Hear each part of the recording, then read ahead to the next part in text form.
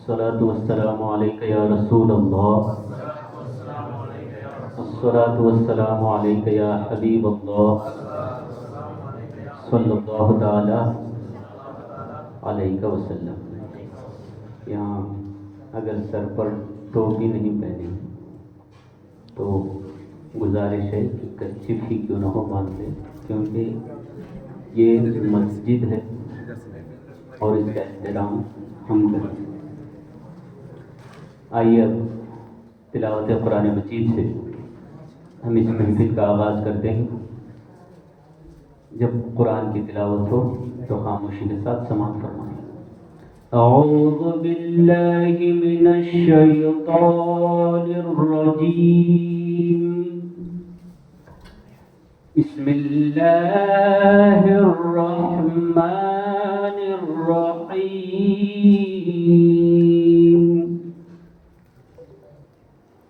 लक़द जाअकुम रसूलुम मिन अनफुसिकुम अज़ीज़ुन अलैहि मा अनित्तुम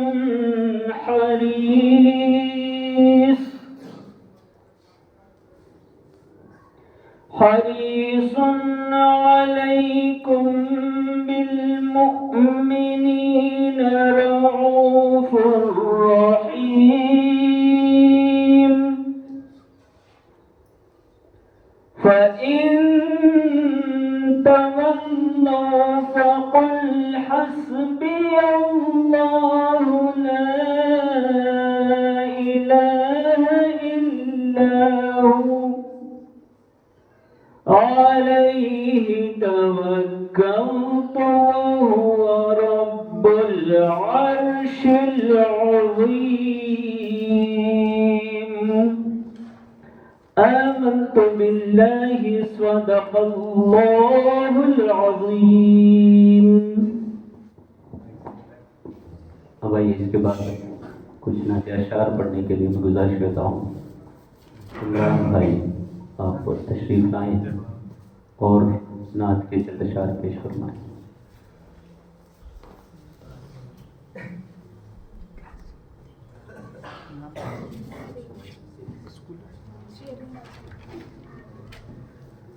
अस्सलामु अलैकुम वरहमतुल्लाहि वबरकातुहू।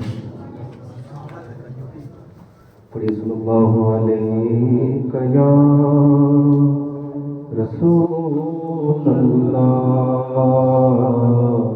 वसल्लम अलैका या हबीबल्लाह। तमाम मिलके पढ़े सल्लल्लाहु अलैका या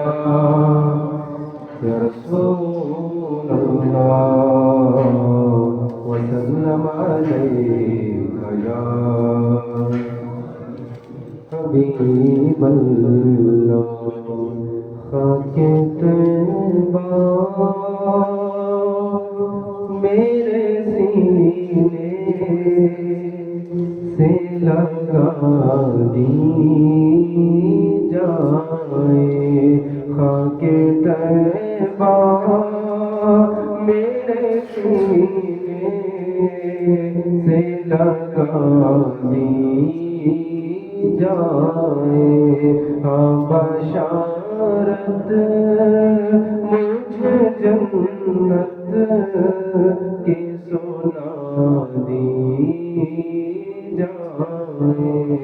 हाँ बशारत मुझे जन्नत की सुना दी जाए।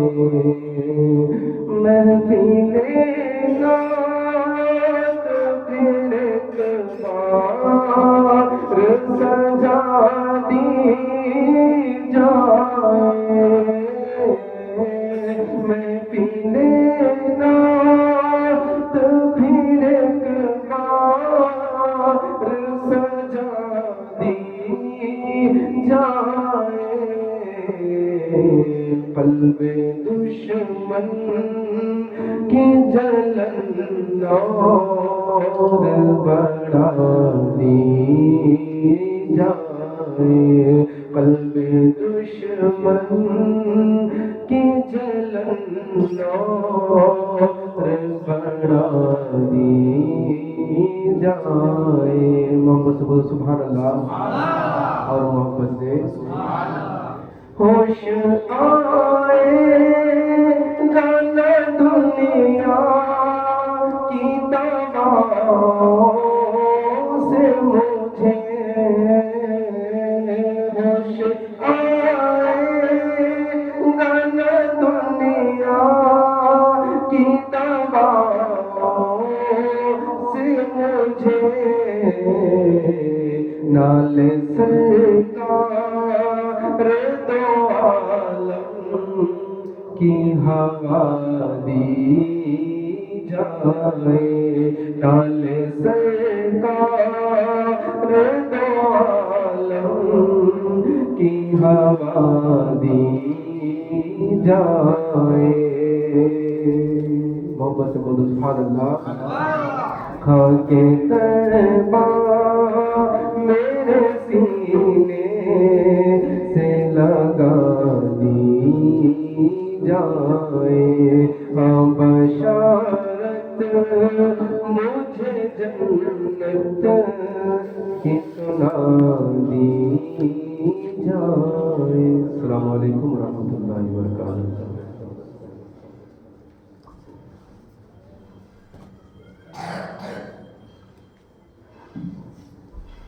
अस्सलामु अलैकुम वरहमतुल्लाहि वबरकातुहू। उस तरफ सभी को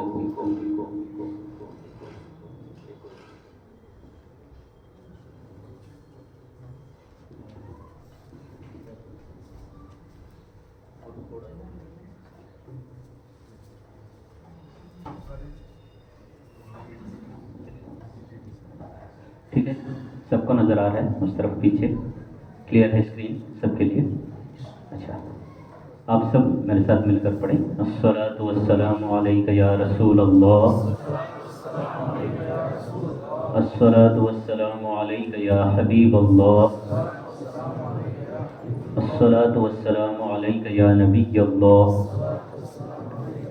व अला आलिका व अस्हाबिका या नूर अल्लाह सल्लल्लाहु ताला अलैका वसल्लम। हासन की सरजमीन पर मैं पहली बार आया हूँ। खासकर सुन्नी दावत इस्लामी की एक टीम है जिसे टीम यज़दियाई उम्मीद कहा जाता है। उस टीम की तरफ से कर्नाटका साउथ जोन की जानिब से मैं पहली बार हासन में आया हूँ। ठीक है, एसडीआई टीम उम्मीद ये क्या है, इंशाअल्लाह इस पर हम गुफ्तगू करेंगे। और फिर उसके बाद बोर्ड एग्ज़ाम्स के लिए, खासकर 10th स्टैंडर्ड और सेकेंड पीयू एग्ज़ाम्स के लिए इंशाअल्लाह उस पर अल्लाह ताला ने जो मुझे जितना दिया है मेरे पोटेंशियल के हिसाब से, मेरी कैपेसिटी के हिसाब से मैं बताऊँगा। ठीक है,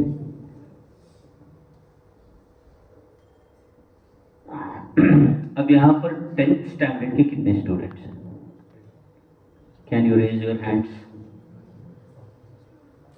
including both from there also? अच्छा, 10th standard you are going to face. Next, second PU exam, second PU students अल्हम्दुलिल्लाह, okay, maximum second PUC and 10th के स्टूडेंट्स ही हैं। और आज का मेरा टॉपिक भी जो है स्पेशली फॉर बोर्ड एग्जाम्स के लिए।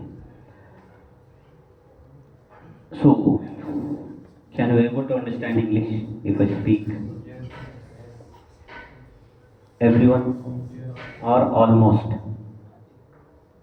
हाँ, मैं उर्दू ही बात करूँगा, ऐसा हम समझेंगे पूरा सेशन हमारा इंग्लिश में जाएगा, नहीं, क्योंकि ये सबको समझ में आना है। क्योंकि ये सिर्फ इंग्लिश मीडियम स्टूडेंट्स ही नहीं आते, हम वो भी ख्याल में रखना चाहिए, क्योंकि उर्दू मीडियम स्टूडेंट्स भी होते हैं, कुछ कन्नड़ा मीडियम भी होते हैं, है ना? तो सबके लिए चाहिए इंशाल्लाह। सी, मेरा नाम है मोहम्मद अजहर आलम। मैं बेसिकली सिरा से बिलोंग करता हूँ, तुमको डिस्ट्रिक्ट जो सिरा है वहाँ से। मेरा क्वालिफिकेशन है MCA, master of computer applications, और मैं एक लेक्चरर हूँ जो सेकेंड PU को लेक्चरिंग देता हूँ फॉर कंप्यूटर साइंस, और इसके साथ साथ डिग्री में BCA के लिए C प्रोग्रामिंग, और फिर दूसरे डिग्रीज के लिए आर्टिफिशियल इंटेलिजेंस और डिजिटल फ्लुएंसी, ये सब्जेक्ट्स में हैंडल करता हूँ। तो इंशाल्लाह मेरी सलाहियत के मुताबिक कुछ चीज़ें मैं आज आपके गोशगुजार करने की कोशिश करूँगा, और इसके साथ साथ मैं SDI टीम उम्मीद का कर्नाटका साउथ जोन का एक क्रू मेंबर हूँ, और अल्हम्दुलिल्लाह लगातार 2 साल से मैं बेंगलुरु के स्टेज पर भी इंशाल्लाह इसे PPTs में प्रेजेंट किया हूँ, बेंगलुरु के एनुअल इज्तिमा में भी, और इंशाल्लाह कुछ चीज़ें आपके लिए लाया हूँ, इंशाल्लाह वो आपके सामने मैं प्रेजेंट करने जा रहा हूँ। ठीक है, उम्मीद करता हूँ कि आप तवज्जो से सुनेंगे, क्योंकि 11 बजे शुरू करना था, हम लोग 11:15 बजे शुरू कर रहे हैं। अब मुझे 1 घंटा 15 मिनट में कॉन्सेप्ट को कवर करना है। ठीक है, स्लाइड्स प्ले करें, स्पेस बार दबाओ। जैसे मेरा टॉपिक खत्म होगा आप स्पेस बार सिर्फ 1 बार दबाओ, 2 बार हो गया। ठीक है, ठीक है। SDI उम्मीद ये जो है ये क्या है, इसके बारे में नेक्स्ट स्लाइड में इंशाल्लाह मैं आपको उसका इंट्रोडक्शन दूंगा। पहले आज का हमारा टॉपिक, और today's topic is how to score better marks in exam. Exam में मार्क्स कैसे स्कोर कर सकते हैं। Before going to my topic, I would like to tell you that if you are thinking that without studying or without doing preparation we can score mark, that is definitely and wrong. Absolutely it is wrong, because without preparation and without studies nobody can score the good marks. पढ़े बगैर, तैयारी के बगैर आप marks हासिल नहीं कर सकते। लेकिन कुछ स्टूडेंट्स की ये प्रॉब्लम होती है, पढ़े रहते हैं, अच्छे से पढ़ते भी हैं, लेकिन एग्जाम लिखने के बाद जो है उनका मार्क्स डाउन होते हैं। इसके रीजंस क्या हैं, इंशाल्लाह मैं उसको हाईलाइट करूँगा। अगर आज मैं एकेडमिक स्टडीज़ की बात करता चलूँ तो उसका फ़ायदा नहीं, क्योंकि एकेडमिक तो पूरा कंप्लीट हो चुका है। अभी एग्ज़ाम चल रहे हैं, सेकेंड PU के लैब एग्ज़ाम चल रहे हैं। अल्हम्दुलिल्लाह मैंने भी 2 दिन से 31 और 1 2 दिन मैंने भी कंप्यूटर साइंस के 2 अलग अलग कॉलेजेस में लैब एग्ज़ाम्स एज एग्जामिनर गया हुआ था। अब कल मंडे मैं फ्री हूँ, फिर ट्यूसडे मुझे फिर एग्ज़ाम ड्यूटी के लिए जाना है, लैब एग्ज़ाम के लिए, ऐसा है। तो अब लैब एग्जाम्स खासकर PU साइंस स्टूडेंट्स के लिए लैब एग्जाम्स चल रहे हैं, है ना। और मार्च 1 से उनके लिए एनुअल एग्जाम्स है, उसके फ़ौरन बाद 10th स्टैंडर्ड के एग्जाम्स वहाँ से शुरू होते हैं। Okay, next slide. और एक बार देखिए, अबाउट टीम SDI उम्मीद, ये हमारी टीम ये क्या है, ये कैसे क्रिएट हुई। नेक्स्ट स्लाइड चलाते रहना है। देखिए, टीम SDI उम्मीद is Sunni Dawat Islami career guidance team. एक कैरियर गाइडेंस टीम है हमारी। मैं अगर सब पढ़ता चलूँ तो टाइम बहुत होगा। इसमें हम क्या क्या करते हैं, we will do career counselling. हम कैरियर काउंसलिंग्स करते हैं स्टूडेंट्स के लिए। अल्हम्दुलिल्लाह बेंगलुरु में भी हमने किए, और दूसरी तरफ भी मुंबई में भी ये सारी चीज़ें चल रही हैं। फिर उसके बाद हम करते हैं एजुकेशन फॉर नीडी चिल्ड्रन, यानी जो एजुकेशन के ख्वाहिशमंद है स्टूडेंट्स, बच्चे, उनके लिए एजुकेशन प्रोवाइड करते हैं। ये हमारी मेन टीम है मुंबई की, वो ये सारी चीज़ें कर रही है। नेक्स्ट मेडिकल कैंप्स होते हैं, उसके बाद स्कॉलरशिप कैंप्स और computer education, professional training and more. ये सारी चीज़ें SDI उम्मीद से की जाती हैं। अब देखिए, वो हम किसके गाइडेंस पे कर रहे हैं, under the spiritual leadership of okay हुजूर अमीर सुन्नी दावत इस्लामी हज़रत अल्लामा मौलाना हाफिज़ कारी मोहम्मद शाकिर अली साहब क़िबलातुल। He is the founder of Sunni Dawat Islami. Okay, आप सुन्नी दावत इस्लामी के क्या हैं, फाउंडर हैं। अब देखा कि हमारी कौम में ख़ासकर स्टूडेंट्स के लिए और बच्चों को इल्म हासिल करने के लिए, एजुकेशन फील्ड में जाने के लिए वो तरस रहे हैं, लेकिन उनके लिए कोई रूट नहीं है और हमारे बच्चों को कोई काउंसलिंग करने वाला नहीं है। इसलिए हजरत ने चाहा कि एक ऐसी टीम बनाई जाए जिस पर हम अपने लोगों को, अपनी कम्युनिटी को एजुकेट कर सकें। तो उसके लिए गाइडेंस, एक गाइड को चुना।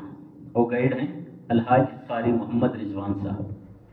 ही was the principal of Hashmia high school Mumbai.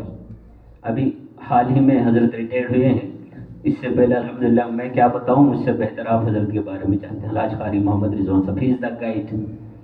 Okay, उनकी गाइडेंस पे जाते हैं। आज का ये आपका जो प्रोग्राम है यहाँ पर, इमरान भाई और मैं जानते हैं कि इसके पीछे कितनी दिक्कतें लगी है प्रोग्राम फिक्स होने के लिए।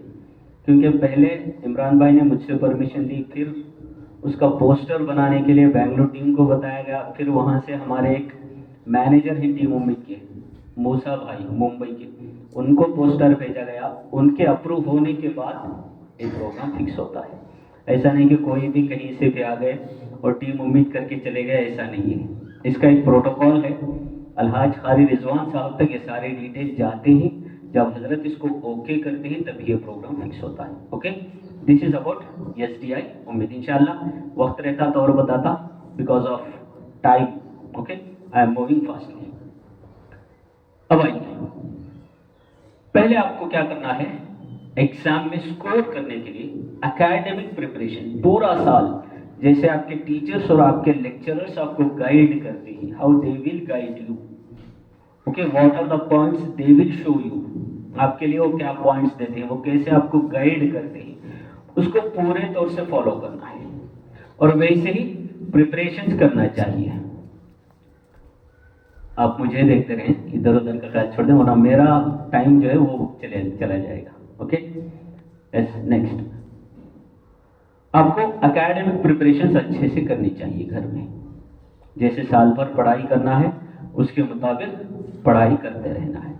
अब नेक्स्ट आपको क्या करना चाहिए, पहले आपको, अब एग्जाम्स करेंगे, अब आपका प्रोसेसिंग क्या होना चाहिए एग्जाम्स करेंगे तो पहले आपको you have to check your exam time table.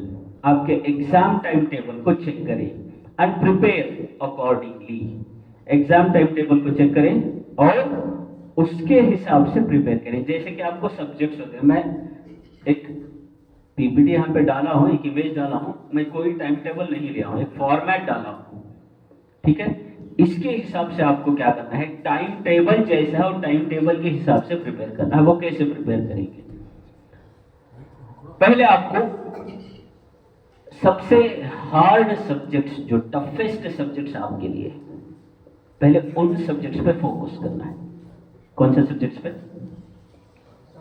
Toughest subjects जो होते हैं, जैसे कि साइंस स्टूडेंट्स के लिए आई थिंक मैथमेटिक्स और बायोलॉजी है ना, एक एक अलग सब्जेक्ट होता है। जिनको जो टफ सब्जेक्ट है, टाइम टेबल देख लें, टाइम टेबल के हिसाब से पहले टफेस्ट सब्जेक्ट्स को लें, उसको ज्यादा टाइम दें, उसके ऊपर फोकस करें टाइम टेबल के हिसाब से। फिर उसके बाद उससे थोड़ा लाइट सब्जेक्ट, ज्यादा टफेस्ट के बाद थोड़ा लाइट सब्जेक्ट लें, फिर उसके ऊपर कॉन्सेंट्रेट करें, उसको पढ़ें, उसको सीखें, उसको लर्न करें, उसमें इंपॉर्टेंट थिंग्स जो आपको आते हैं उसको हाईलाइट कर लें, मार्क डाउन कर लें, करके उसके ऊपर ज्यादातर फोकस करें, ठीक है। फिर बाद में लास्ट में आपको लैंग्वेजेस लेना चाहिए। हाँ, एक बात मैं आपको बताऊं, specially CET and NEET students, CET और NEET and JEE Mains, JEE Advanced, ये एग्जाम को जाने वाले स्टूडेंट्स क्या करते हैं, लैंग्वेजेस को लाइटली लेते हैं। They will take languages as lightly, whether it's Urdu or Hindi और कन्नड़ा और इंग्लिश। इसको क्या करते हैं आप लोग, छोड़ो लैंग्वेज से कभी पढ़ लेंगे, ऐसे सोचकर इसको लाइटली लेते हैं। उस वक्त आपको क्या होगा, आप एनुअल्स में और राइटिंग एग्जाम में लैंग्वेजेस में आपका स्कोर डाउन हो जाएगा। अगर लैंग्वेजेस का स्कोर आपका डाउन हुआ तो क्या होगा, आपका ओवरऑल परसेंटेज डाउन होगा। लैंग्वेजेस का डाउन होने से क्या होगा, ओवरऑल परसेंटेज डाउन हो जाएगा। तो आपको क्या करना चाहिए, equally all the 6 subjects you have to prepare. पूरे 6 सब्जेक्ट्स को कैसे प्रिपेयर करना है? इक्वली प्रिपेयर होना है। जैसा फोकस, जैसा कंसंट्रेशन आप कोर सब्जेक्ट्स पे देते हो, जैसे कि फिजिक्स, केमिस्ट्री, मैथमेटिक्स, बायोलॉजी, और physics, chemistry, mathematics, computer science, और economic, history, economics, business accountancy, और computer science, economics, business accountancy, commerce और आर्ट्स, जैसे आप ये 4 सब्जेक्ट्स पे फोकस करते हैं, उसी हिसाब से लैंग्वेजेस पे कंसंट्रेट करना है। लैंग्वेजेस में आप ग्रामर, जहां ग्रामर पार्ट होता है, उस ग्रामर पार्ट में आप स्कोर कम कर लेते हैं, स्कोर डाउन कर जाते हैं, तो वहां से आपका ओवरऑल फाइनल रिजल्ट आपका डाउन हो जाएगा। क्योंकि एक मार्क भी अगर आपका चला गया, एक मार्क भी चला गया, तो मेरा एक क्वेश्चन है आपके लिए, रिजल्ट आने के बाद क्या वो मार्क आपको रिटर्न आएगा? आ सकता है। एक मार्क आपका जो कट हुआ है एग्जाम में, रिजल्ट आने के बाद अगर आप उस मार्क को रिटर्न लेना चाहते हो तो क्या ले सकते हो? नहीं ले सकते। क्यों? There is no other option, दूसरा ऑप्शन नहीं है, आपको उसी पे फॉलो करना है। सो पढ़ते वक्त क्या कॉन्सेंट्रेट करना है? मैं कितने मार्क्स से स्कोर किया हूं वो नहीं कॉन्सेंट्रेट कर रहा हूं, मेरे कितने मार्क्स कट हुए हैं, how many marks I have lost, मेरे मार्क्स कितने लॉस्ट हुए हैं, कितने कट हुए हैं, और क्यों, व्हाई, व्हाट्स द रीजन, मुझसे क्या मिस्टेक हुआ, what mistake I have done due to that I have lost this much of marks, उस पर कॉन्सेंट्रेट करें। स्टूडेंट्स की यही कमी है कि वो मार्क्स जो लिए हैं उस पर फोकस करते हैं, हाँ मुझे इतने आए हैं, ये छोड़िए, वो देखिए कि कितने कट हुए हैं और उसके पीछे रीजन क्या है कट होने के लिए, वहां आपके मिस्टेक्स क्या है उसको चेक करें, उसको चेक करके क्या करें, नेक्स्ट टेस्ट, नेक्स्ट, अब तो एनुअल्स है, अभी आपको प्रिपरेटरी स्टार्ट होंगे, ओके, लैब एग्जाम के बाद सेकेंड पीयू के लिए प्रैक्टिस पेपर स्टार्ट होंगे, और 10th स्टैंडर्ड के लिए तो प्रिपरेटरी स्टार्ट होंगे। प्रिपरेटरीज में जहां आपके मार्क्स कट होते हैं, लो होते हैं, डाउन होते हैं, वो डाउन हुए मार्क्स पर आप फोकस करें कि किस लिए मेरे मार्क्स कट हुए हैं। अब एनुअल एग्जाम में ये गलती मुझे नहीं करनी चाहिए। In my annuals I should not repeat the same mistake. If I do so, मैंने सेम मिस्टेक किया, then what's the purpose of doing studies? तो पढ़ाई करने की वजह क्या है, जरूरत ही क्या है? अगर रिपीटेशन ही होना है तो what's the need of doing studies? तो जो मार्क्स कट हुए हैं उस पर फोकस कर और उसको ज्यादा करने की कोशिश कर। क्यों? क्योंकि आज कंपटीशन ऐसा है, मैं बताऊं आपको, जिस वक्त हम लोग 10th एंड पीयू कर रहे थे, अगर फर्स्ट अटेम्प्ट में सेकेंड क्लास या फर्स्ट क्लास में भी पास हो गए तो उसको बहुत ग्रेट समझा जाता था, क्योंकि उस वक्त के एग्जाम्स भी वैसे थे। आज क्या है, अगर आप 98% भी लोग, तो लोग कहेंगे बस इतना ही। आज यही हालत है, 98% आप स्कोर करो तो लोग कहेंगे बस 98%, मेरा लड़का तो 99% लिया है। ये आज ये दौर ऐसा है, आप जितना ज्यादा स्कोर करेंगे उतना ही कम है, उतना ही कम है। तो इसलिए कट जो मार्क्स होते हैं उस पर फोकस करें। Next, according to time table you have to prepare. Yes yes, okay. अब आपको क्या करना चाहिए? अब समझिए कि जैसे मैं बताया वैसे आप प्रिपेयर हुए हैं एग्जाम के लिए। अब एग्जाम से एक दिन पहले, before a day to the exam, exam से एक दिन पहले आपको क्या करना चाहिए? आपके जो एग्जाम बिलोंगिंग्स है उसको रेडी करके रख ले। एग्जाम के बिलोंगिंग्स क्या है उसको रेडी करके रख ले। अब ऐसा होता है कि चल भाई सुबह मुझे 9 बजे निकलना है, मैं उठूंगा, पहले पढ़ूंगा, फिर 8 बजे से जमाना शुरू करूंगा, उस वक्त टाइम आपको नहीं मिलेगा, विल नॉट गेट टाइम। जब क्या होगा, घबराहट में, फ्रस्ट्रेशन में आप क्या करते हैं, कुछ चीज़ें लेते हैं और कुछ चीज़ें भूल जाते हैं। ये भी आपके माइंड पे इफेक्ट करेगा, ये भी आपके स्कोर पे इफेक्ट करेगा, क्योंकि जब आपके अंदर डर ज़्यादा होगा ना, तो वहाँ आपके आंसर्स के पॉइंट्स कम होते जाएंगे। डर जितना ज़्यादा होगा, आंसर के पॉइंट्स उतने कम होते जाएंगे। टेंशन जितना ज़्यादा होगा, आपके आंसर्स की क्वालिटी उतनी डाउन होती जाएगी। तो उसके लिए क्या करना है आपको, एक दिन पहले एग्जाम बिलोंगिंग्स को प्रिपेयर कर लेना है। अब क्या क्या बिलोंगिंग्स है, अब एग्जाम के लिए कैसे जाना है, मैं आगे आपको बता रहा हूं।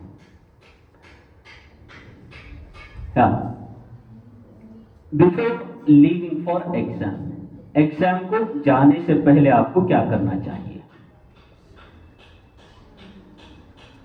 वेक अप अर्ली।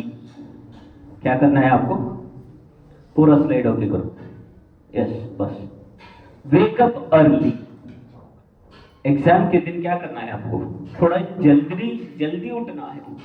अब क्या करते हैं, सारी रात पढ़ाई करते हैं, कब तक? 3 बजे 4 बजे तक, या कभी कभी 5 भी बज जाते हैं। जब सोते हैं कि चलो थोड़ी देर सो लो ताकि एग्जाम में लिख सकूं, वो ऐसा होता है एग्जाम के लास्ट मिनट पहले आंख खुलती है। ऐसा ही होता है, क्यों?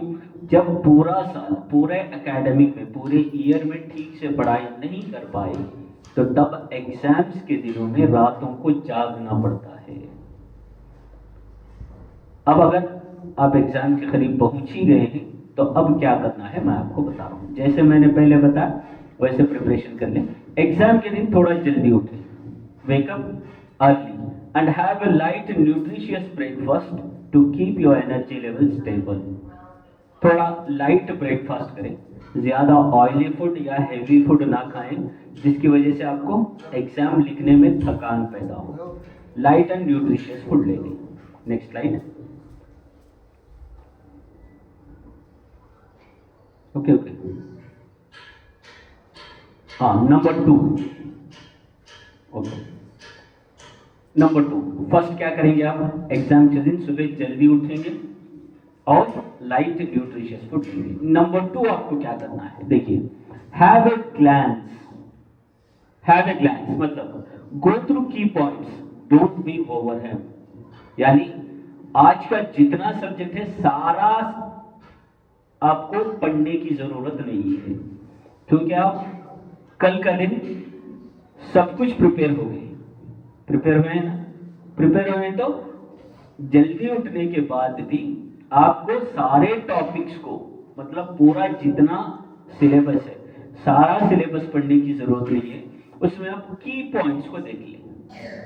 मैं बताया कि आप हाईलाइट कर लें पढ़ते वक्त जो चीजें हाईलाइट किए हैं आप सिर्फ उसको देख लें। ज्यादा पढ़ करके फिर टेंशन क्रिएट ना कर लें, माइंड पे स्ट्रेस ज्यादा ना डालें। स्ट्रेस ज्यादा डालने से प्रेशर बढ़ेगा, फिर वहां आंसर में कंफ्यूजन पैदा होगा। आप लिखते वक्त कंफ्यूजन पैदा होगा। अभी कंफ्यूज नहीं होंगे पढ़ते वक्त, क्योंकि सब सही रहेगा। हो सकता है तीनों स्टूडेंट्स लैब एग्जाम्स अटेंड किए हैं ना? Science students lab exams attend किए हैं? I need your answer. Attend किए हैं या अभी नहीं? नेक्स्ट अभी एक भी अटेंड नहीं किए ना। अब पहला पेपर अटेंड कीजिए जब आपको पता चलेगा। घर पर तो सब ठीक से पढ़ते हैं, घर पर आप देखे बगैर लिखते भी हैं। जैसे एग्जाम सेंटर में जाते हैं ना, एक्सटर्नल एग्जामिनर का जैसे फेस देखा तो सारा कॉन्सेप्ट माइंड से उड़ गया। यही होता है। और जब आप जो जितने साल्ट्स आप केमिस्ट्री में यूज करना है और जो टाइट्रेशन एक करना है, आप साल्ट्स के नेम भी भूल जाते हैं और टाइट्रेशन का नेम भी भूल जाते हैं। बायोलॉजी में जो स्लाइड्स आपको निकालना है, स्लाइड्स तो नजर आता है माइक्रोस्कोप में, देखते हैं लेकिन भूल गए कि वो अंदर क्या है। यही चीज होती है, जब लिखने जाते हो तो लिखने नहीं आता, क्योंकि आपका कोई सपोर्टर वहां पे नहीं होता, आपके पास कोई नोटबुक नहीं होती। इसलिए सारा कॉन्सेप्ट एक दिन पहले रेडी हो जाए, और जिस दिन आप एग्जाम के लिए निकलते हैं मॉर्निंग में सिर्फ की पॉइंट्स को देख लें, ताकि माइंड में बने रहे। वो की पॉइंट्स याद आ जाए तो अपने वर्ड्स में आप आंसर्स को डिराइव कर सकते हो। Next, yes yes, do it fast. Okay, या ओके, और एक ऐसा ना। अब आपको क्या करना है, निकलने से पहले third thing what you have to do is double check your essentials. आप एग्जाम को जाते वक्त आपके लिए क्या चीजें चाहिए उसको कल तो एक दिन पहले प्रिपेयर करके रख लिए थे, उसे एक बार डबल चेक कर ले, क्रॉस चेक कर ले। एडमिट कार्ड, मैंने एडमिट कार्ड रखा है या नहीं। कॉलेज आईडी और स्कूल आईडी मैंने उसको रखा है या नहीं। क्या होता है, मैं देखा हूँ जब मैं भी एग्जाम सेंटर्स को जाता हूँ तो कई बच्चे वो 10-15 किलोमीटर दूर से एग्जाम को आए होते हैं, वो क्या करते हैं अपना एडमिट कार्ड भूल आए होते हैं, और वो क्या करते हैं वहाँ हमारा फोन सेल फोन मांगते हैं, sir please give us a cell phone so that we can call to our parents and we ask them to bring our ID card. हम अपने पेरेंट्स को कॉल करके आईडी कार्ड लाने के लिए कहें, इसलिए थोड़ा फोन दीजिए हम कॉल करें। ये प्रेशर अपने माइंड पे मत डालें। आईडी कार्ड गया तो फिर घबराहट स्टार्ट हुई, घबराहट स्टार्ट हुई तो आपको क्वेश्चन पेपर अगर इजी भी है तब भी आप आंसर ठीक से नहीं कर पाओगे, ठीक से अटेंड नहीं कर पाओगे। ठीक है, आप इसको जहन नशीं करनी, याद रख लीजिए पॉइंट्स को। ओके, नेक्स्ट पॉइंट, अब क्या क्या चीजें लेकर के जाना है। ठीक है, ओके, डबल चेक एसेंशियल्स, क्या क्या होना चाहिए। देखिए stationery like pens, pencils, eraser, sharpener, roller, geometry box if needed, ये रख लें। स्पेशली साइंस स्टूडेंट्स, अब क्या करते हो रात में वर्क करने के लिए ले लिए थे सब pencil, eraser, sharpener, scales, protractor etcetera etcetera, table पर रखे हुए थे या अपने स्टडी प्लेस पे रखे हुए थे। अब सुबह उठे घबराहट में क्या किए, जो जो हाथ को मिला लेके निकल गए और जो नहीं मिला उसको क्या करें, छोड़ दिए। अब एग्जाम्स में क्या करते हैं, पास में जो बैठा है उसे पूछते हैं पेंसिल दे, स्केल दो, या तो मुझे इरेजर चाहिए, है ना। तो ये बोरोइंग्स है ना, ये अच्छी आदत नहीं है। क्यों, क्योंकि आपके पास जब है सारी चीजें तो उसके ले करके जाओ। अगर ये नहीं ले गए, और स्पेशली सिंपल कैलकुलेटर मैंने इसमें इंक्लूड नहीं किया है, सिंपल कैलकुलेटर आपको अलाउड है, आप यूज कर सकते हो। और साइंस स्टूडेंट्स के लिए लॉगरिथम बुक और क्लार्क्स टेबल, एम आई राइट, मैं सही कह रहा हूं? आई नीड योर आंसर, सही कह रहा हूं या नहीं? सिर्फ एक या दो भी जोर से आवाज भी नहीं। This is an interactive session, this is not one side session, ये एक साइड सेशन नहीं है, सिर्फ मैं बोलने के लिए नहीं आया हूं, यहां हम शेयरिंग करेंगे, आप भी बोलिए मैं भी बोलूंगा। Is it right? से लाउडर। हाँ, क्लास टेबल और लॉगरिथम बुक आपको अलाउड है एग्जाम में साइंस स्टूडेंट के लिए। एंड सिंपल कैलकुलेटर, क्या है? Simple calculator, okay. और कॉमर्स स्टूडेंट्स के लिए एक ही चीज है, दैट इज सिंपल कैलकुलेटर, और आर्ट्स स्टूडेंट्स के लिए कोई इलेक्ट्रॉनिक डिवाइसेस ऐसे नहीं। हाँ, साइंटिफिक कैलकुलेटर अलाउ नहीं है 10th and PU एग्जाम्स के लिए, रिमेंबर दैट। ठीक है, अब ये सारी चीजें आपको क्या करना है, एक बार क्रॉस चेक कर लें, या तो सोने से पहले एक काम करें, सारी चीजें एक पाउच में डाल दें और अपने बैग में डाल के छोड़ दें। फिर एग्जाम सेंटर जाने के बाद इससे भी प्रॉब्लम्स होगी, और जब अगर माइंड आपका डाइवर्ट हो, माइंड आपका डाइवर्ट हुआ तो क्या होगा, आंसर जहां छोड़े थे वहां से कंटिन्यूएशन नहीं मिलेगा, फिर कई टाइम उस पर लगेगा कंटिन्यूएशन के लिए, यहां आपका टाइम वेस्ट होगा। सो ये सारी चीजें हमें ट्रैक करनी चाहिए, इस पे हमें थोड़ा होना चाहिए, तब जाके हम एग्जाम क्लियरली अटेंड कर सकते हैं। Next slide, next thing, yes, अब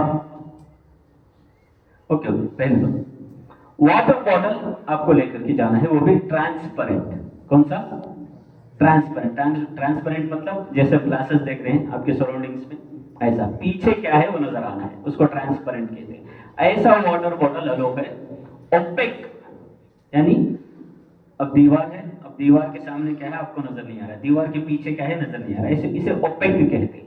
ऐसी वाटर बॉटल अलो नहीं है, क्योंकि उस पर भी लोग आज आंसर्स लिख करके ले आते हैं एग्जाम्स को, तो इसलिए ट्रांसपेरेंट बॉटल है, तो अगर कुछ भी लिखा है तो नजर आएगा। तो इसलिए ट्रांसपेरेंट बॉटल अलाउड है। वाटर बॉटल आप रख सकते हैं साथ में, लेकर के जाएं, घबराएं नहीं।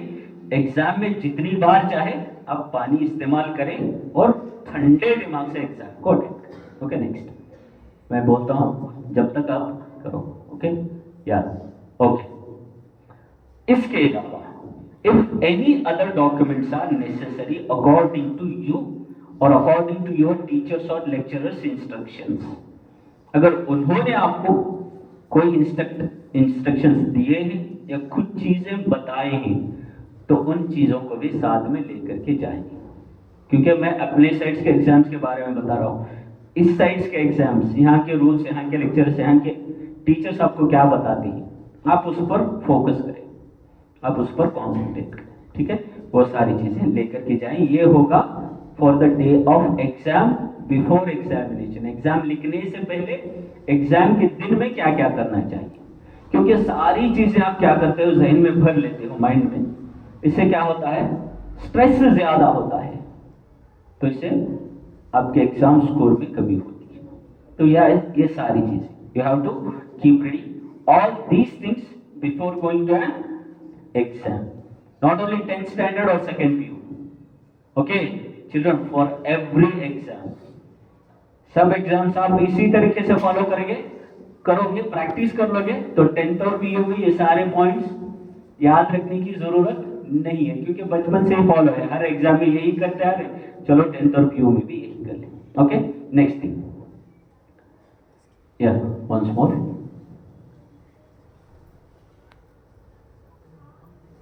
प्रेस करें, या वेट, हाँ, और एक, ओके बस। एंड ड्रेस कंफर्टेबली, आपका ड्रेस भी एग्जाम्स में सपोर्टिव है।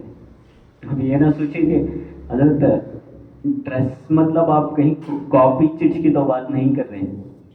Okay, I am not speaking about copy chits, क्योंकि कपड़े पहन के कपड़े में कहीं कहीं छुपा के ले जाते हैं। ओके, वो ऐसी जगह छुपाते हैं जहाँ लेक्चरर्स का गुमान भी नहीं जाता, वैसी जगह छुपाते हैं। जब एग्जाम खत्म होने के बाद देखते हैं तो बहुत से चिट्स हमें देखने को मिलते हैं। तो एक काम हर किसी ना करे, कॉपी, अगर ऐसा करके पास हो भी गए तो फायदा क्या है ना। मार्क्स खुद लिख के स्कोर करें, so that we will feel proud of our self. हमारे बारे में हमें प्राउड होना कि मैंने पढ़ के मार्क्स लिए, कॉपी नहीं किया है। ठीक है, मैं ड्रेस क्यों बता रहा हूं, क्योंकि आज बोर्ड एग्जाम्स के लिए प्रिस्क्राइब्ड ड्रेस है, ड्रेसिंग बताए गए हैं, ड्रेस कोड बताया गया है बोर्ड एग्जाम्स के लिए, अदर एग्जाम्स के लिए नहीं, लेकिन स्पेशली बोर्ड एग्जाम्स। जैसे बॉयज के लिए ओके, फुल शर्ट, स्लीव के शर्ट्स हैं, तो स्लीव्स फोल्ड नहीं करना चाहिए आपको।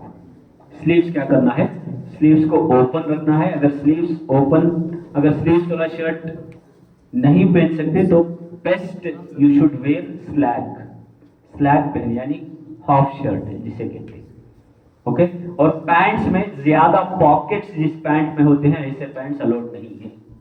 पॉकेट जितने ज्यादा, बहुत ज्यादा, आज तो 6 पैकेट्स 8 पैकेट्स एटसेट्रा होते हैं, ये सारे इस तरीके के पैंट्स अलाउड नहीं है।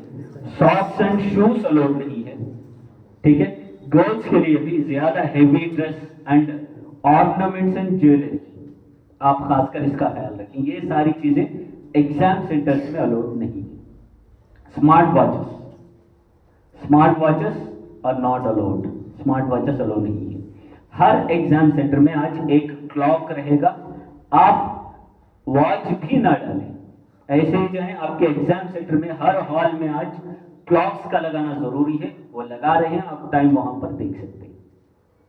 So don't wear any watches and girls don't wear any ornaments, और बुर्का अलाउड नहीं है, बुर्का तो निकालना ही पड़ेगा। ओके, अब हिजाब पर भी कंट्रोवर्सी चली है, कुछ सेंटर्स अलाउ करते हैं, कुछ सेंटर्स अलाउ नहीं करते। जहां अलाउ करते हैं वहां पहन ले, जहां अलाउ नहीं करते हैं please see that we have to take care of it. हम उसको देख करके चलना है, क्योंकि आगे चलने के बाद सबके लिए मुश्किलें पैदा ना हो। ठीक है, एंड टोपी डालने के लिए जिस कॉलेजेस में, जिस स्कूल में, जिस सेंटर में टोपी अलाउ करते हैं, you can wear there, otherwise okay, अब देख करके चलें उसके हिसाब से, ठीक है, क्योंकि हिजाब कंट्रोवर्सी के बाद ये सारी चीजें हर जगह नजर आ रही हैं, इसलिए मैं आपको बता रहा हूं। और मैंने ड्रेस के बारे में बताया आपको, ओके, ज्यादा पैकेट्स वाले नॉट अलाउड, ओके, और अलाउड जो है वो सिंपल ड्रेस हो। हाँ, बेहतर है you should wear the college और स्कूल यूनिफॉर्म। अगर कॉलेज स्कूल यूनिफॉर्म पहन सकते हैं तो पहने। पहले अपने लेक्चरर या टीचर से पूछ लें whether should we wear our uniform to the examination और नॉट। अगर वो कहें कि मत पहने तो यूनिफॉर्म मत पहने, अगर कहें तुम्हारे टीचर्स कि पहन कर जाओ तो यूनिफॉर्म पहन ले, that is best. Okay, next slide. Okay, बस बस और एक बार प्रेस करो, yes, okay. Reach the examination centre as early as possible. आपको क्या करना है, एग्जामिनेशन सेंटर में थोड़ा जल्दी जाना है। क्यों, मैं बता रहा हूं स्पेशली इस बार जो है वेबकास्टिंग है आपके एग्जामिनेशन सेंटर्स में। What do mean by webcasting? क्या है वेबकास्टिंग? पहले सीसीटीवी था, अब जस्ट सीसीटीवी नहीं है, अब है वेबकास्टिंग। वेबकास्टिंग का मतलब आप आपके सेंटर में बैठ करके जहां एग्जाम लिखते हैं ना, उसको वॉच करते रहते हैं, देखते रहते हैं। कहां पे? आपके मेन सेंटर में। आपका जो एग्जामिनेशन लिखना वो बैंगलोर तक व्यू होता रहेगा। बैंगलोर में बैठ करके देखते रहते हैं कि आप क्या लिख रहे हो और कहां से निकाल के लिख रहे हो, ये सब नजर आएगा। अगर कोई लेक्चरर इन्विजिलेटर आकर के स्टूडेंट के पास करीब आकर के बात करते करता है तो स्क्वाड अंदर होता है, कहता है कि तुम क्यों बात कर रहे हो इसके पास। आज ये चीज है एग्जामिनेशन सेंटर में, क्योंकि उनको जहां वेबकास्टिंग के टीवी मॉनिटर्स लगे होते हैं वहां से कॉल आता है फलां कॉलेज में इस क्लासरूम में लेक्चरर स्टूडेंट से बात कर रहा है, जाके देखो। आज एग्जाम ऐसा है, don't ever think about copying and all. हरगिज सोचना भी मत कि कॉपी करें, इस बार ये अलाउड नहीं है। इसलिए मैं कह रहा हूं वेबकास्टिंग है, मैं कुछ पॉइंट्स आ रहा हूं मैं इस पे। वेबकास्टिंग ऐसा है कि मैं क्या बताऊं आपको, बहुत स्ट्रिक्टली इस बार का एग्जाम चलेगा और इस बार जो रिजल्ट्स आएंगे आपके वो आपके जेन्युइन रिजल्ट्स होंगे, वो आपके जेन्युइन रिजल्ट, यानी आपने जो लिखा है वो मार्क आपको मिलेंगे, जेन्युइन रिजल्ट्स। और आप जेन्युइन रिजल्ट्स के साथ, जेन्युइननेस के साथ नेक्स्ट आपके स्टडीज पर फोकस कर सकते हैं।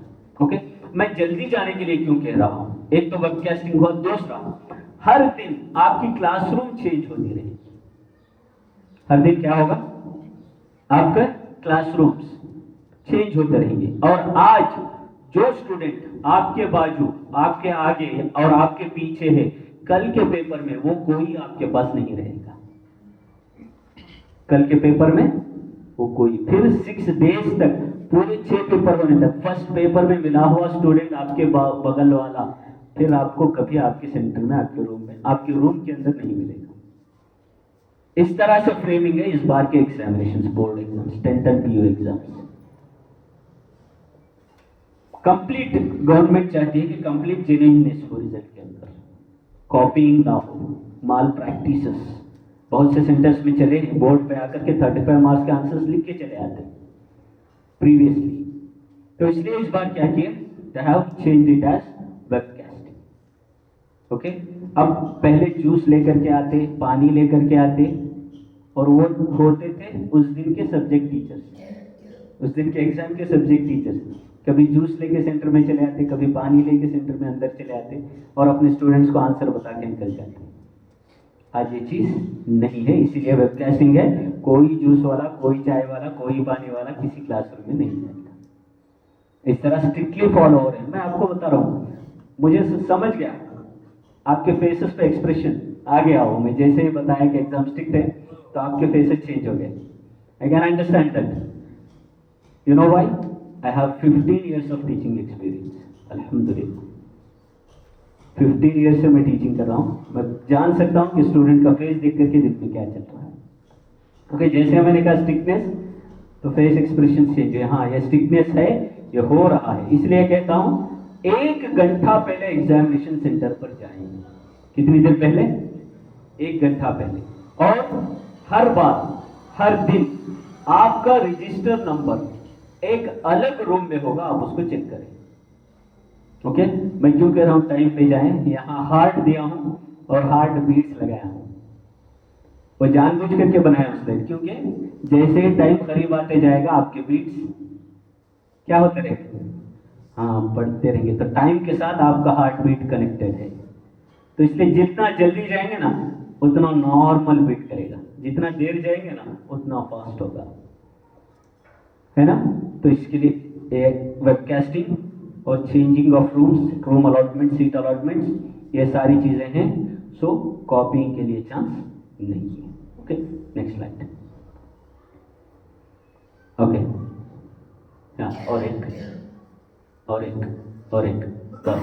हाँ, stay calm and be composed. Avoid discussing difficult topics with friends as it might cause anxiety. जब आप एग्जामिनेशन के पास जाते हो, रूम देख लिया, रजिस्टर नंबर देख लिया, सीटिंग प्लेस आपकी मालूम हो गई, तो क्या करते हो? फ्रेंड्स के साथ दूसरे टॉपिक्स पे डिस्कशन।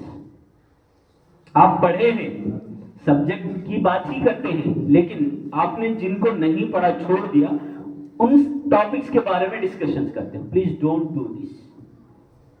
आप जो नहीं पढ़े हैं टॉपिक्स, उन टॉपिक्स पे एग्जाम टाइम के करीब बिल्कुल डिस्कशन हरगिज ना करें। इट में लीड्स टू एंग्जायटी। क्या होगा ये? आपके टेंशन को बढ़ाएगा। क्यों? वो पढ़ के आया है, वो कहेगा मैं ये सब पढ़ा हूं, इसमें ये है, इसमें ये है, इसमें ये है, और आप वो नहीं पढ़े हो, तो क्या होगा? वो उतना पढ़ा है, मैं पढ़ा ही नहीं, वो मुझसे ज्यादा स्कोर करेगा, मेरा स्कोर जाएगा। हार्ट में ये, दिल के अंदर, जहन में ये बातें समाती जाएगी।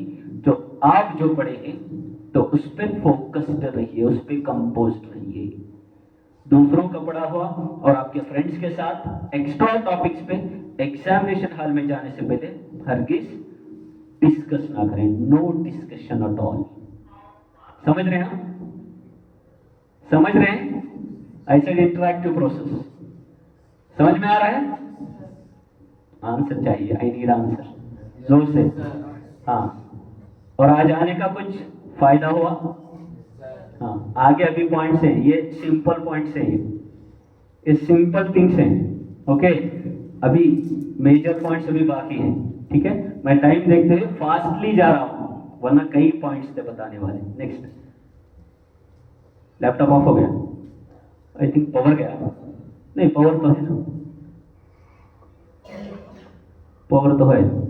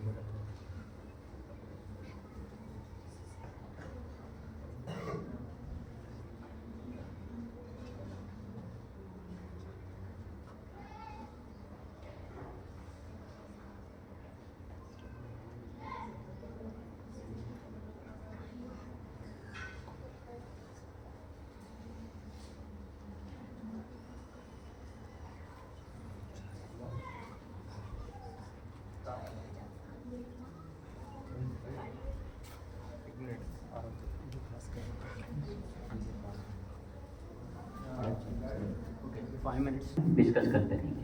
ठीक है, थोड़ी देर, 5 मिनट्स, लैपटॉप ऑन हो जाएगा। ठीक है, मैं बता रहा था कि वेबकास्टिंग रहेगा और क्या है, हर दिन क्लासरूम्स चेंज होते रहेंगे। There is no chance of copying and discussion. और एग्जाम सेंटर में जाने से पहले डिफरेंट टॉपिक्स पर आप अपने फ्रेंड्स के साथ डिस्कशन ना करें, उस पर बात ना करें।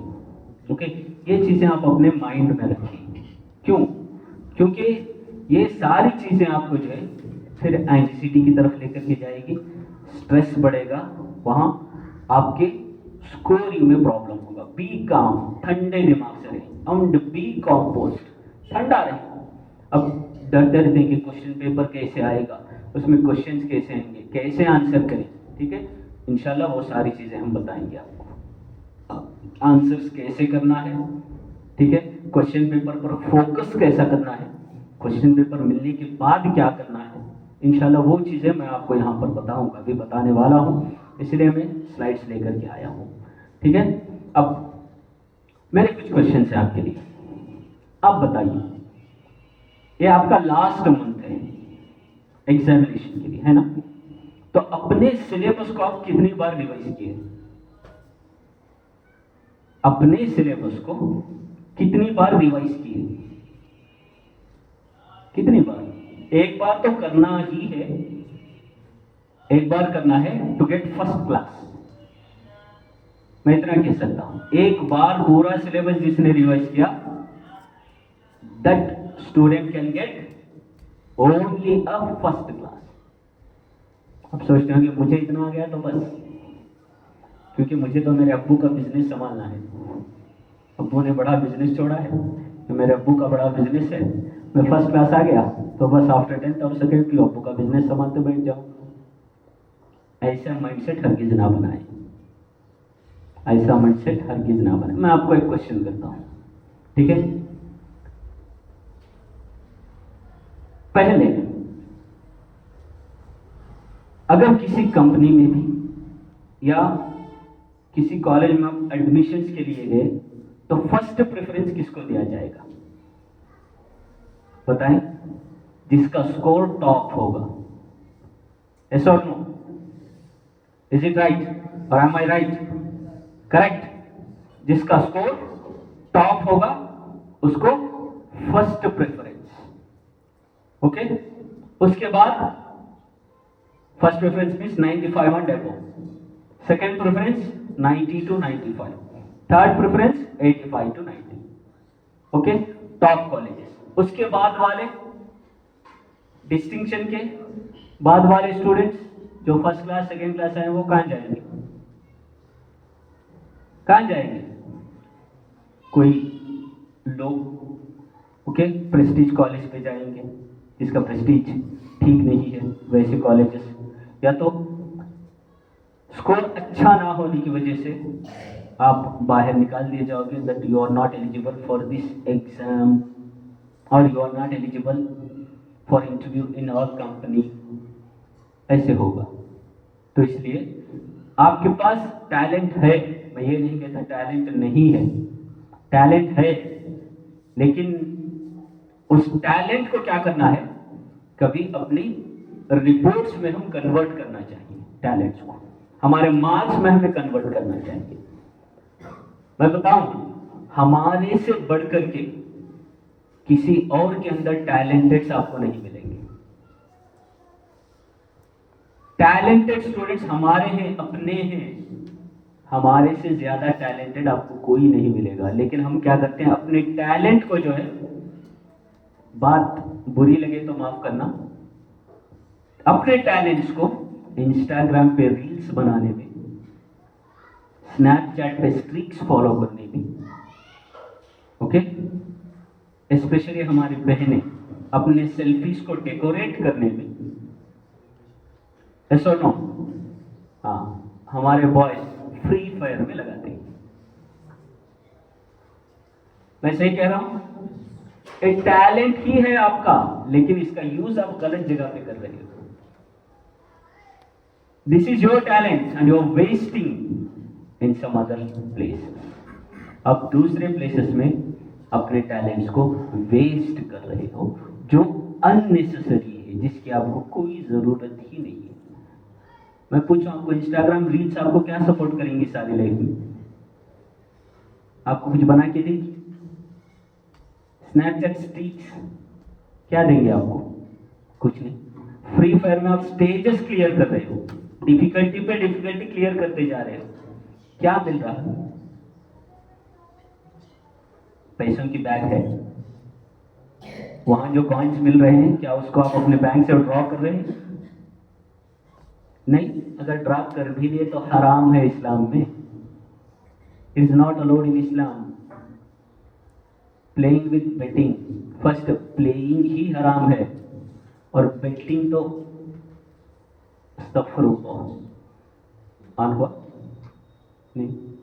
आई थिंक कोई लैपटॉप है, मिलेगा, मिलता तो अच्छा होता।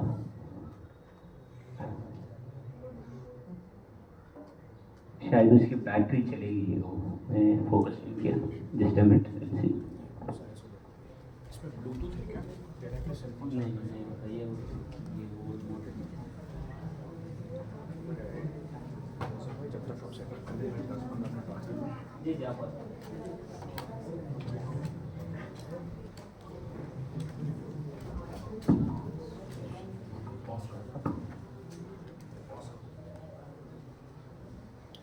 चीज़ें आपको एग्जाम से पहले करना है। आई बात समझ में?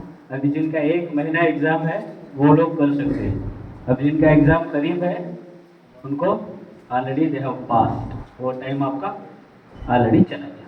ओके नेक्स्ट, मैं बता रहा था कि एग्जाम सेंटर्स में आपको ओके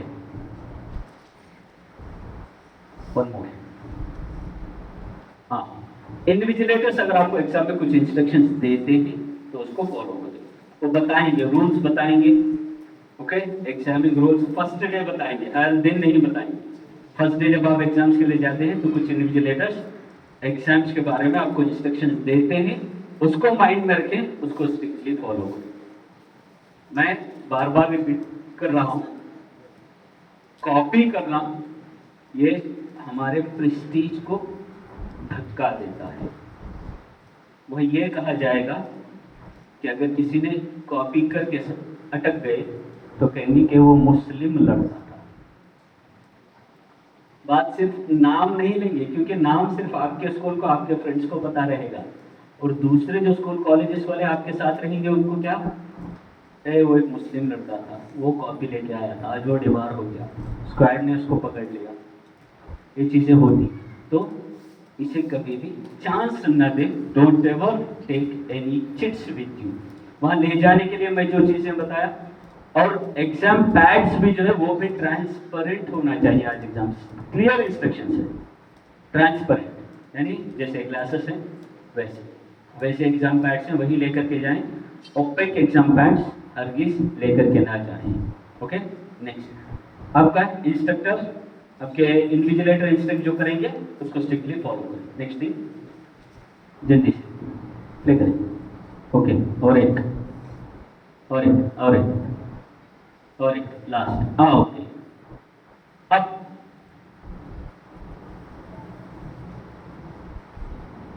ओके, अब एग्जाम हॉल में जाने के बाद थर्ड राउंड है ड्यूरिंग एग्जाम। एग्जाम करते वक्त आपको क्या करना है? अब इन्विजिलेटर इंस्ट्रक्ट किया तो आपको अभी 15 मिनट्स क्वेश्चन पेपर पढ़ने के लिए टाइम दिया जाएगा। कितना टाइम दिया जाएगा? 15 मिनट्स आपको टाइम है। अभी भी इस बार के एग्जाम से पहले भी था, वो इंक्लूडेड इन एग्जाम टाइमिंग था। अभी आपको 15 मिनट ज्यादा टाइम दिया जा रहा है। ओके, तो तब क्या करें? क्वेश्चन पेपर को 2 से 3 बार रिपीट करें और उस क्वेश्चन पेपर को आपका एक माइंड ब्लूप्रिंट बनाएं। क्या बनाना है? Mind blueprint. क्यों रिपीटेडली क्यों पढ़ना है? ताकि आपको पता चले इजीएस्ट क्वेश्चंस कौन से हैं। तो वो इजीएस्ट क्वेश्चंस को फर्स्ट प्रायोरिटी पे रखें, वो सारे क्वेश्चंस फर्स्ट अटेंड करें। थोड़ा आपको कंफ्यूजन है तो वो क्वेश्चंस आप सेकेंड प्रायोरिटी पे रखें, उसके बाद में लिखें। और ज्यादा डिफिकल्ट आपको लगते हो या ऐसा लगता है कि अटेंड कर ही नहीं पाते, उन क्वेश्चंस को आप थर्ड प्रायोरिटी पे रखें। तो ऐसे ऑर्डरली आप लिखते जाएंगे ना, तो इंशाल्लाह आपका पेपर भी अच्छा होगा और आप हर आंसर को अटेंड भी कर पाएंगे। और क्या करें, मैं देखा हूं स्पेशली एमसीक्यूज और फिल इन द ब्लैंक्स जब आप लिखते हो तो नंबर डाल करके गैप छोड़ देते हो आंसर शीट। क्यों? मैं बाद में लिख लूंगा या बाद में लिख लूंगी। मैं कहता हूं गैप मत छोड़ो। गैप छोड़ेंगे ना, ये आपके पेपर प्रेजेंटेशन पे इफेक्ट करेगा। और जो एवेल्युएटर एवेल्युएट करने बैठेगा पेपर को, जैसे ही गैप्स देखेगा वो आपके हर आंसर को pin to pin, point by point पढ़ेगा। तब क्या करेगा? वो मार्क्स ज्यादा कट करेगा। हर पॉइंट को पढ़ेगा और आपके मार्क्स में वहां से रिडक्शन ज्यादा होगा, मार्क्स रिड्यूस होते जाएंगे। इसलिए गैप्स ना छोड़ें, जो डाउट है वो नंबर ही ना डालें, लास्ट में थर्ड प्रायोरिटी पे रखें उसको। ओके, जो आपको मॉडरेट है क्वेश्चंस आप अटेंड कर सकते हो, बट थोड़ा कंफ्यूजन है, ऐसे सेकंड प्रायोरिटी पे। लास्ट में जो डिफिकल्ट क्वेश्चंस है उनको लास्ट में रखें, ऐसे माइंड ब्लूप्रिंट बनाएं। नेक्स्ट, वन मोर और दिस इज इंपॉर्टेंट। आपने क्वेश्चन पेपर पढ़ लिया, हो गया सब। उसके बाद जैसे आपको आंसर शीट दी जाएगी, पहले आपको आंसर शीट फिल करना है, आपके डिटेल्स आंसर शीट, जैसे registration number properly first resistor number डालें, फर्स्ट रजिस्टर नंबर। दूसरी चीज हम बाद में लिखें, फर्स्ट रजिस्टर नंबर डालें, यह हरगिज ना भूलें। कई स्टूडेंट्स क्या करते हैं, क्वेश्चन पेपर में आंसर क्वेश्चंस बहुत अच्छे लगे, चलो भाई आज मैं जो पढ़ाऊं सब आया, पहले ही लिखना शुरू कर देते हो, पढ़ते ही नहीं ठीक से पेपर, पहले ही लिखना शुरू कर देते हैं। बात क्या करते हैं, चलो नाम सिर्फ रजिस्टर नंबर है ना, 10 to 12 नंबर होते हैं, बाद में लिख लेंगे। ऐसा होगा, आप आखिर में आप भूल ही जाओगे कि आपने रजिस्टर नंबर नहीं लिखा है। रजिस्टर नंबर लिखना भूल ही जाओगे तो क्या करोगे, without register number paper will be handed over to your invigilator. After coming out of your examination center, you are coming to know that you have left your register number without writing. पता चला आपको? क्या करते हैं, बाहर आने के बाद पता चलेगा कि मैंने अपना रजिस्टर नंबर नहीं लिखा। तो ऐसा होता है, फर्स्ट रजिस्टर नंबर लिख लें। उसके बाद jot down, write down formulas, equations and tables. आपको फॉर्मूला से, इक्वेशन से जो डिफिकल्ट है, आप आज ही या कल ही उसको बाय हार्ट किए, और वो फॉर्मूलाज, वो फंक्शंस आपके लिए इंपॉर्टेंट है। तो आंसर शीट में राइट साइड में एक कॉलम डाल दें, और राइट साइड उस कॉलम के अंदर वो जो इंपॉर्टेंट फॉर्मूला से, वो जो इंपॉर्टेंट इक्वेशन है, उसको लिख करके छोड़ दें। आंसर शीट लेते फौरन लिख दें, ताकि बाद में अगर भूल भी गए तो आपके उस कॉलम के अंदर जहां आप जॉट डाउन किए हैं, वहां आपके वो सारे फॉर्मूलास आपको मिल जाएंगे। फॉर्मूलास एंड इक्वेशन, जिसको याद रखने का एक अच्छा तरीका है। फौरन जाकर के क्या करें, राइट साइड में कॉलम डाल दें, राइट साइड में वो सारी चीजें जो आपको डिफिकल्ट है और इंपॉर्टेंट है, जो अभी अभी आप याद किया, आपको लगता है कि आप भूल जाओगे, पूरे आंसर्स नहीं, पूरे आंसर्स की बात मैं नहीं कर रहा हूँ। फॉर्मूलास एंड इक्वेशंस और टेबल्स होती है, पीयूसी, वो टेबल्स वगैरह जो है वो लिख करके रखें। This is called jotted down. Next, okay okay, और एक बार, और एक और एक और एक। प्रेजेंटेशन अच्छा हो, that means neat hand writing, आपकी हैंड राइटिंग बिल्कुल अच्छी हो। आंसर शीट देखने पर एवेल्युएटर को लगे कि हाँ, इस पेपर को मुझे एवेल्युएट करने में मजा आएगा।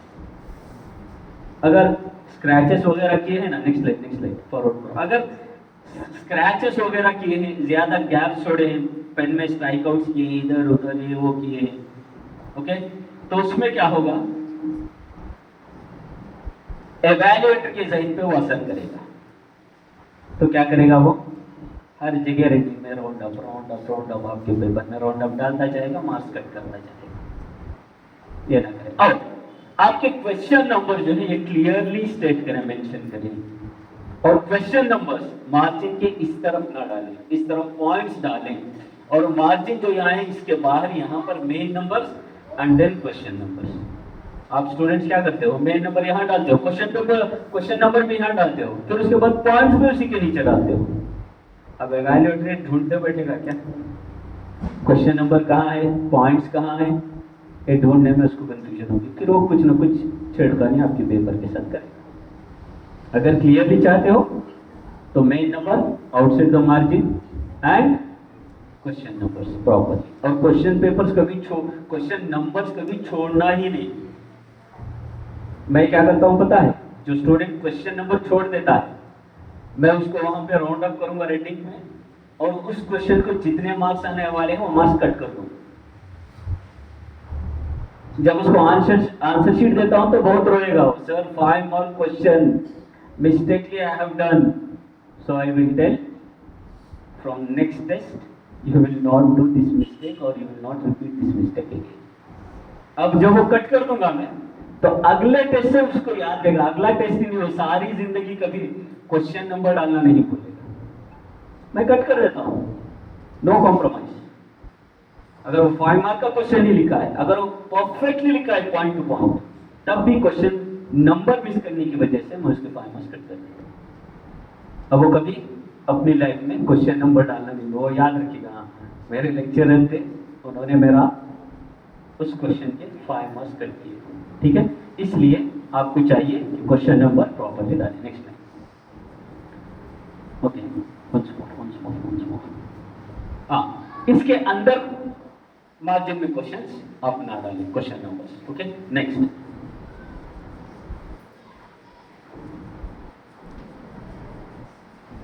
हाँ, ओवर राइटिंग्स ना करें। और एक बार, यस, ओवर राइटिंग, जैसे रिपीटेड उसके ऊपर, ये रिपीटेडली आप लिखते हैं एक के बाद एक, उसी पर फिराते रहते हो। स्पेशली तुम्हारे रजिस्टर नंबर्स में तुम लोग करते हो, रजिस्टर नंबर एंटर करने में क्या करते हो, नंबर्स मिस कर देते हो, उसी पे ओवर राइटिंग। ऐसा हर चीज ना करें, लिखते हो नंबर्स ठीक से देखें, प्रॉपरली लिखें, और आंसर्स में इस तरीके से ओवर राइटिंग्स ना करें। नेक्स्ट नेक्स्ट नेक्स्ट, आंसर्स में ओवर राइटिंग कभी ना करें। और okay okay, no striking and scratching. देखिए यहाँ पर स्क्रैचेस हुए हैं, स्ट्राइक आउट्स करे हैं इस तरीके से, उस तरह आपके पेपर का प्रेजेंटेशन खराब ना करें। वन मोर, ओके, इसको हरगिज ना करें। आंसर्स को स्ट्राइक आउट करना, फिर नीचे लिखना, या तो इंटू मार्क पेंसिल में इतना बड़ा इंटू मार्क डाल देते हो, फिर उसी क्वेश्चन नंबर को डाल करके नीचे लिख देते हो। ऐसे हरगिज ना करें, पहले ही सोचें कि मुझे क्या लिखना है। ओके, उसके ऊपर फोकस करें। नेक्स्ट, एक मिनट अजान के लिए बात है। Okay, biology, chemistry and physics specially आपके डायग्राम्स विद लेबलिंग्स प्रॉपरली लिखें, क्लीन से लिखें। इंशाल्लाह अजान के बाद 5 मिनट्स में इंशाल्लाह मैं अपना सेशन कंप्लीट करूँगा।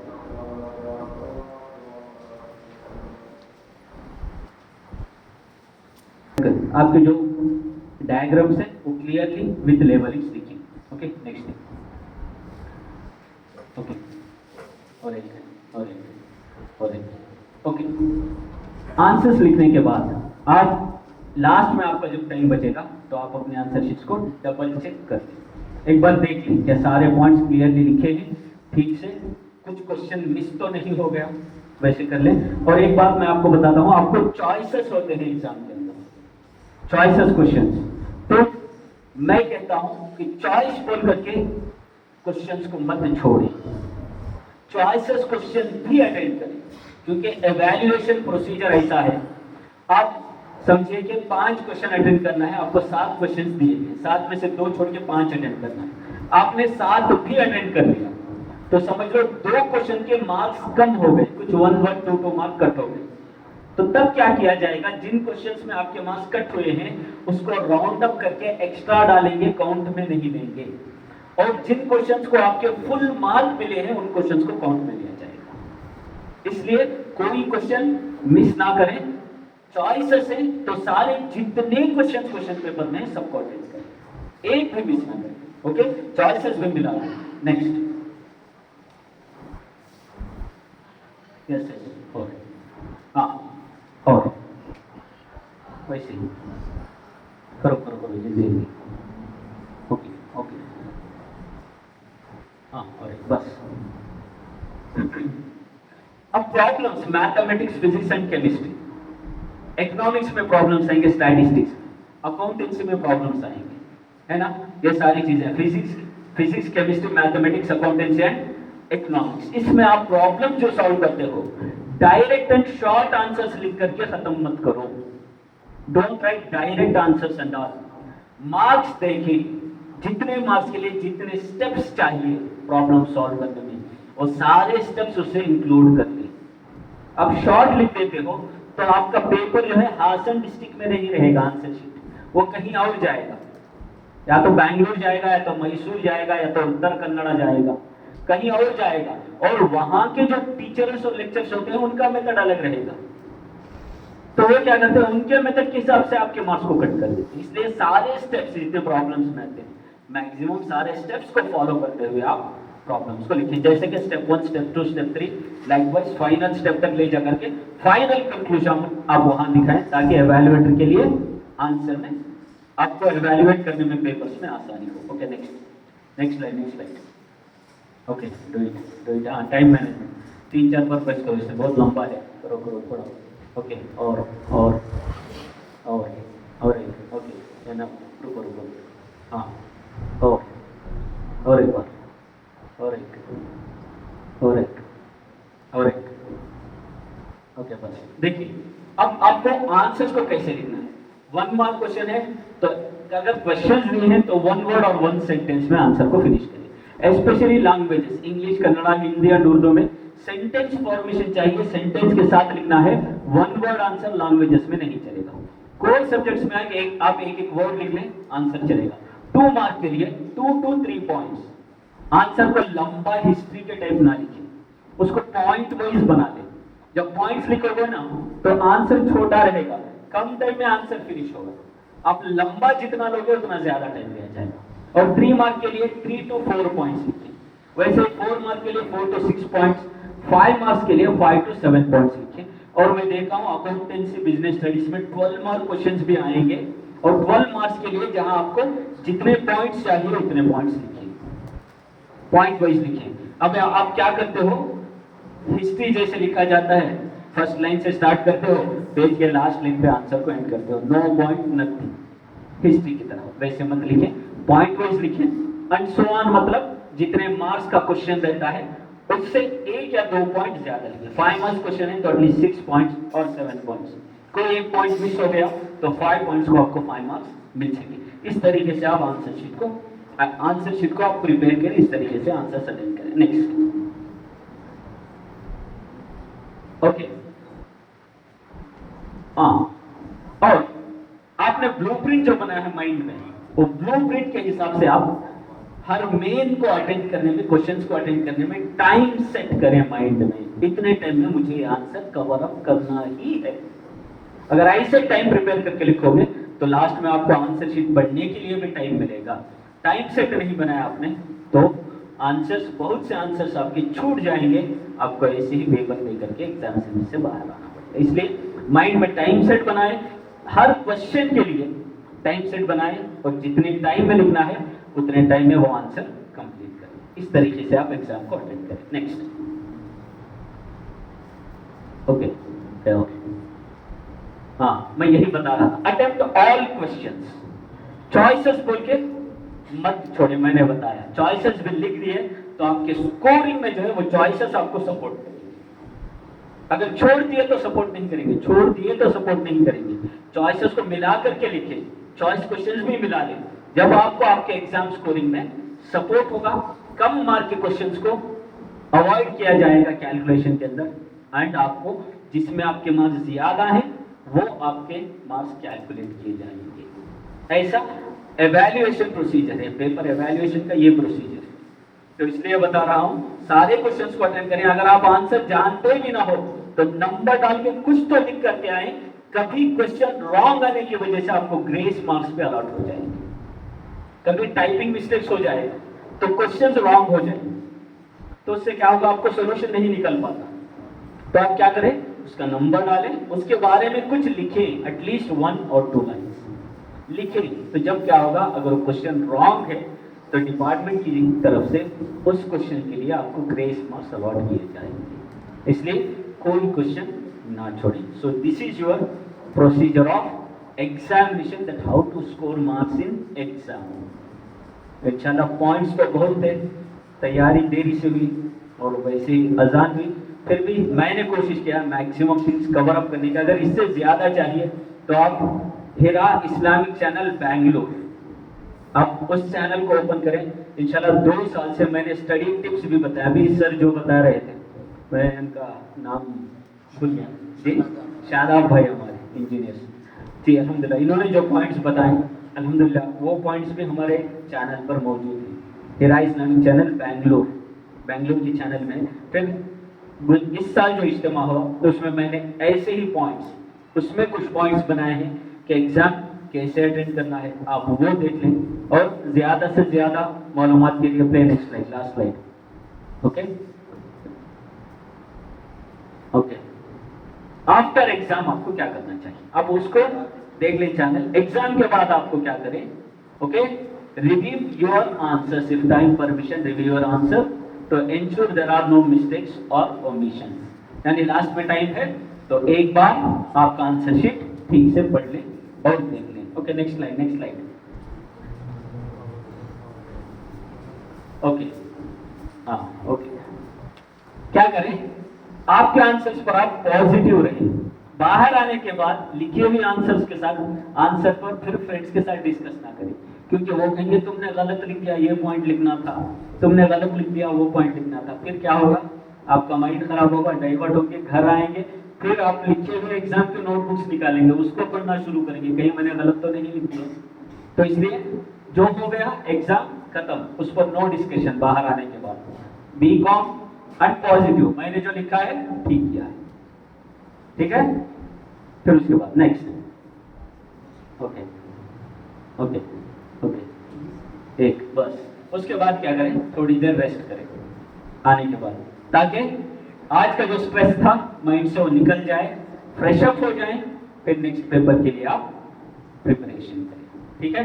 नेक्स्ट करें, यहाँ पर मेरा जो टॉपिक था वो अभी खत्म हुआ, जज़ाकुमुल्लाह खैर है, थोड़ा और एक स्लाइड है लास्ट में, ओके। जज़ाकल्लाह, टॉपिक खत्म हुआ हमारे, यानी एजुकेशन के बारे में डिटेल के लिए। नेक्स्ट स्लाइड प्ले करें, फॉलो करें SDI उम्मीद, आप फॉलो करें SDI उम्मीद, subscribe like and follow us on. किस किस में आएगा, ओके, SDI उम्मीद यूट्यूब पे मिलेगा आपको, ट्विटर पे मिलेगा, इंस्टा पे मिलेगा, उसके बाद फेसबुक पे, ये सारी चीजें SDI उम्मीद, ओके, आपको यूट्यूब पे मिलेगी, ट्विटर पे मिलेगी, इंस्टा और फेसबुक पे मिलेगी, ठीक है। हाँ, सोशल मीडिया से बचने की बात हम कर रहे थे, अगर सोशल मीडिया का यूज ही करना है तो पॉजिटिवली यूज करें। सोशल मीडिया मतलब वो नहीं, ओके, द रील्स नहीं, यहाँ education, tweets, okay. Then Facebook पे हमारे लाइव वीडियोस मिलेंगे, अलहाज कारी रिजवान साहब के, वो तो अल्हम्दुलिल्लाह जिन्होंने लॉकडाउन में गालिबन 150 टीचर्स को ट्रेन अप किया है, और MA इन एजुकेशन, ऐसे अल्हम्दुलिल्लाह ऐसी शख्सियत है वो, उनके सारे वीडियोस आपको मिलेंगे। SDI उम्मीद के सेशंस कहाँ, आज 2 तारीख के अल्हम्दुलिल्लाह गुलबर्गा में हमारा SDI उम्मीद का सेशन चल रहा है, गुलबर्गा के इज्तिमा में, वहाँ देखिए हमारी सीनियर टीम वहाँ है, उनके वीडियोस आपको इस पर मिलेंगे इंशाल्लाह। और मजीद अगर कोई डिस्कशन है तो इंशाल्लाह नमाज के बाद मैं हाजिर रहूँगा। स्टूडेंट्स अगर कुछ उनकी काउंसलिंग वगैरह चाहते हैं तो इंशाल्लाह मैं और शादाब भाई हाजिर रहेंगे, आप वहाँ हाजिर हों। नमाज के बाद इंशाल्लाह हमसे कांटेक्ट करें, आपके डाउट्स जितना हो सके क्लियर करने की कोशिश करेंगे। अस्सलाम वालेकुम व रहमतुल्लाहि व बरकातुहू। बस 2 मिनट और बैठना है, 2 मिनट और बैठना है। इतनी देर से आप सुन रहे थे। सबसे पहले SDI उम्मीद टीम की जानिब से और मस्जिद नूर नौजवान कमेटी की जानिब से मैं अपनी तरफ से शुक्रिया अदा करता हूँ सारे स्टूडेंट्स का जिन्होंने एग्जाम टाइम में यहाँ पे आए।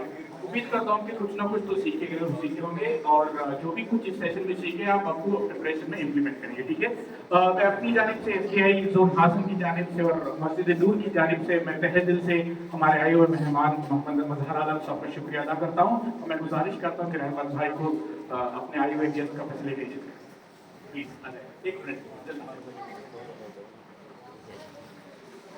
नारे तकबीर, नारे रिसालत,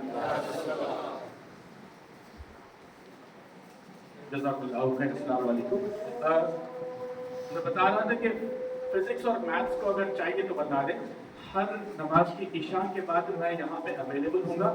जो भी स्टूडेंट्स फिजिक्स या मैथ्स 10th स्टैंडर्ड या PU की कोई भी क्वेश्चंस डाउट्स क्लैरिफाई करना चाहें तो हमेशा इशा के बाद आ जाए, मैं अवेलेबल रहूँगा। Number 1, number 2